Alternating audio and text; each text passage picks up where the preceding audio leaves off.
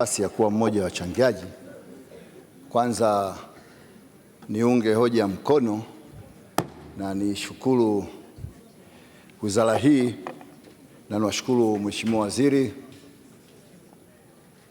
Naibu Waziri, Katibu Mkuu pamoja na wote wanaohusika kwenye wizara hii.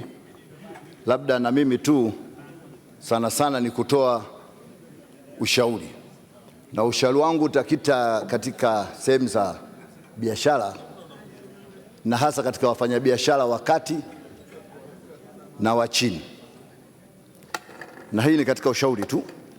Kwanza nitaanza na mashine za EFD kwa sababu tuko katika wizara hii ya budget na fedha.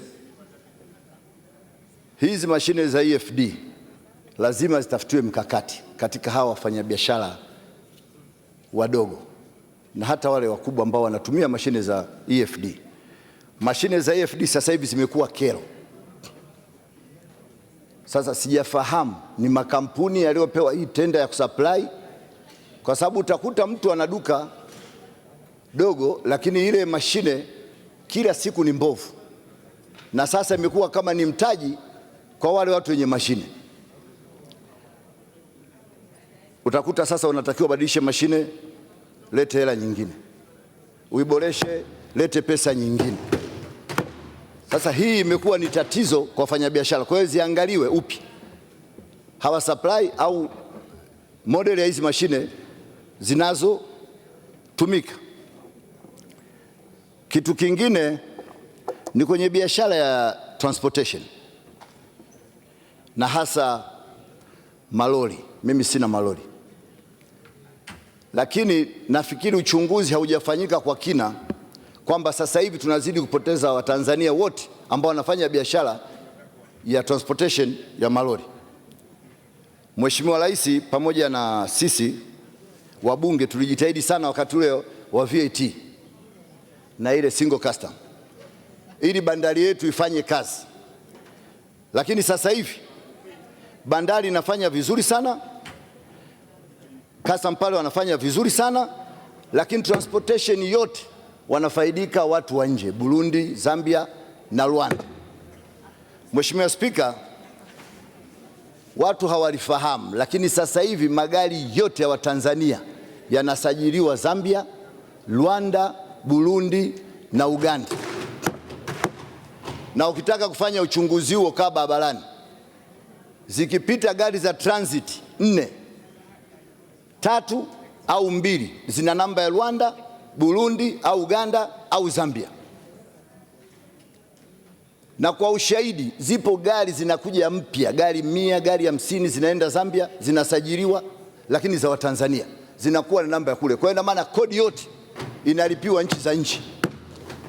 Na ukitaka kujua tu kwa akili nyepesi, ukiangalia gari na namba za Rwanda, Rwanda anatumia left hand drive, utaona gari na right hand drive, unajua tu ni hatari ya Mtanzania. Kwa hiyo gari zote za transit sasa hivi zinahamia kwenye nchi za jirani. Tatizo ni nini? Lazima hapa tujiulize, kuna shida gani? Nilikuwa naomba watu wa TRA na hasa ndugu yangu aliyopewa ukamishna sasa hivi, kwa sababu najua ni msikivu, ajaribu kukaa na hawa wafanyabiashara, angalie kuna shida gani hadi watu sasa wanahama kupeleka kodi kwenye nchi zingine. Na nilikuwa na shauri sehemu kama hii ni lazima sasa waweke limit. Kwa mfano kama income tax, mimi najua kabisa ukiweka kwenye mambo ya transportation, iwe mabasi iwe malori, kwamba kodi yetu tukipiga mahesabu kwa jumla ya transportation zote zoko Tanzania, idadi ya magari labda tunapata kiasi fulani, lakini tukiweka limit kila gari iwe nalipa kiasi hichi, najua kabisa mtapata zaidi ya mara 10 ya kodi ya sasa hivi. Kwa sababu wafanyabiashara wa Tanzania ukitaka wafanye hesabu, saa nyingine hata tunalaumu TRA, lakini wafanya mahesabu wenyewe wa Tanzania nao ni feki. Unaweza kama mfanyabiashara unafanyiwa mahesabu, unampelekea consultant wa mahesabu, anafanyia mahesabu, anaonyesha unadaiwa wewe. Sasa TRA atafanya nini? Wakati huyo unayemwamini kwenye mahesabu, yeye ndio aliyofanyia mahesabu, alafu anaonyesha unadaiwa wewe. Sasa TRA atakwambia hudaiwi. Kwa hiyo lazima tuangalie kwamba hizi biashara watu wanaozifanya wengi ni watu wa kawaida na watu wa kati. Kwa lazima tuangalie namna gani ya kuwasaidia na namna gani serikali itakusanya kodi yake bila kupunguza kodi. Mheshimiwa Spika, nitakuja kwenye FD za kwenye mafuta. Hizi ni wizi mtupu kwenye mapetrol station, na wewe nafikiri ni shahidi kwa sababu unafanya hii biashara. Hii ni za wizi, na najua kabisa Dr. Mpango, Kichere, Kidata na wote waliokuja hawakushiriki kwenye ule mchakato wa kuleta hizi EFD. Walikuta ule mchakato upo, hatuwezi kuwalaumu hao watu. Lakini unanunua aliyedubashwa kwa dola 3,000 mpaka 5,000, unalifunga kwenye petrol station. Kwa mwaka unalipa $1,200,000 kwa ajili ya yule fundi, alafu mkoa mzima kuna fundi mmoja. Kwa hiyo likiharibika unatoa ripoti TRA kwamba mashine imeharibika, unaendelea kuuza. Ile mashine haifanyi kazi. Kesho na kesho kutwa anakuja fundi anakuambia kadi imekufa, anachukua 300,000 kwenye kila pump. Yale makaratasi yanayotumika pale ni ya mamilioni kila siku, alafu haina faida yoyote, kwa sababu EWURA wanatoa bei ya retail. Tuna chombo cha serikali kinaitwa EWURA, kinajua kabisa mfanyabiashara wa rejareja kwenye kila lita anapata kiasi gani. Kwa mfano, mtu anayeendesha kituo cha Engine au Total au Oryx au Gapco au nani, anajulikana kabisa anapata faida kwa lita shilingi 72, huyo mwendeshaji wa kituo, na mafuta yote yanatoka depo. Kwa nini msichukue huko mkate kwenye ile profit ya huyo muuzaji? Kwa nini msikate pesa yenu huko, mkatie huko Dar es Salaam tu? Kama hii ni shilingi 72 anachukua, tunakata shilingi 15 kwa lita. Kusanyeni huko, kwa sababu mnapotaka kukusanya huku mafuta yanakuja kwa muuzaji wa retail. Sasa hivi wilaya zote kuna bodaboda na kuna nini na kuna watu wanauza kwenye mapipa na wanashindwa kudhibitiwa. Mtu anamshushia kutoka kwenye tenki la gari, ana mapipa yake chini, chumba cha 1500 yanaenda moja kwa moja kwenye mapipa. Mtu ana malori yake anashusha garage, haipiti kwenye petrol station. Sasa hiyo FD inafanya nini? Sababu mtu anaamua kuiba anafotaka yeye. Sasa hiyo FD inafanya nini? Leo mimi na mabasi naamua kushusha gereji kwangu na FD gereji, kwa nimechukua mafuta lakini hayakupita kwenye FD. Nataka kumuuzia mtu anaenda kuuza kwenye mapipa, natoa kwenye gari direct moja kwa moja mpaka kwenye mapipa, kuna FD. Napeleka shambani, kuna FD. Kwa hiyo kateni huko, angalieni kwamba hapa katika vituo vyote tunapata milioni ngapi, na tukikata hapa kwenye huku basi hatupotezi wala hatupunguzi yale mapato tunayopata. Mheshimiwa Waziri wa Fedha, ukilichukua hilo utapata hela nyingi sana. Haya FD mashine yani ni kupoteza muda tu kabisa kabisa. Endelea Mheshimiwa Shabibi. Ndio cha msingi. Sasa utakuta Dar es Salaam kule upate hela yako. Juzi nimekwenda Kiteto, utakuta fundi anaambiwa amemwita fundi ana wiki 3 hajafika kutengeneza mashine za FD, wakati kuna njia rahisi kabisa ya kukusanya mapato haya.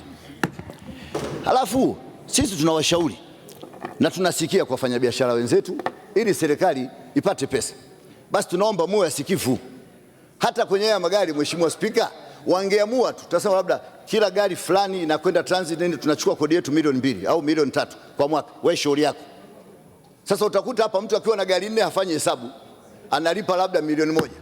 Mwenye gari 5 kwenda mbele anafanya hesabu analipa $3,000,000. Mtu akifikia uwezo wa kununua gari huyo anaweza akalipa kodi. Kuna haja gani yao kumwambia asifanye hesabu? Au kama mtu anataka kufanya hesabu afanye, lakini pawe na bei inayoeleweka kwamba gari mtaondoa hata vyanzo vile vingine. Sababu ya kutoa rushwa si kukamata. Hata uweke wakamataji wao wangapi utakamata wote. Sababu ya kutoa rushwa ni kutoa vyanzo vya rushwa. Kwamba nini kinasababisha rushwa? Hapo ndo unatoa rushwa. Kwamba hichi kinasababisha rushwa, tukiwekee mazingira hii kitakuwa kina rushwa. Hiki kinasababisha kero hii, tukiondoa hii kitakuwa hakina kero. Lakini usitegemee TAKUKURU. TAKUKURU atakamata watu wangapi? Hiyo kitu hakiwezekani. Haya, kuna ile watu hapa mwaka jana ilifutwa, ilikuwa $3,000,000. Sijawahi kufanya hiyo, wala kwa mimi siipendi kuweka jina langu kwenye gari, lakini kuna watu walikuwa wanapenda kuweka majina kwenye magari. Utakuta mtu anaandika hapa King Msukuma, nitolee mfano Msukuma, gari yake imeandikwa King Msukuma, alikuwa analipa $3,000,000, lakini wakaja wakapandisha. Sasa mwingine haweki lile jina la kwenye plate number kwa sababu labda ni starehe, mwingine na kama kina dada hapa wabunge na wadada wengine walioko huko mtaani, gari zao wanazitumia vizuri, ana TZB, hataki namba ile ionekane hii gari ni TZB, anaamua kuandika jina lake pale ili afute ile namba, gari sijulikane ni gari ya zamani au gari mpya, kwa sababu gari yake bado ni nzuri. Wewe unaenda unaweka kodi kubwa, sasa hakuna hata yake. Nikiangalia hata sasa hivi kama mapato yako pale pale, lakini waliosajili ni wachache. Tuweke bei ndogo, watu wawe wengi.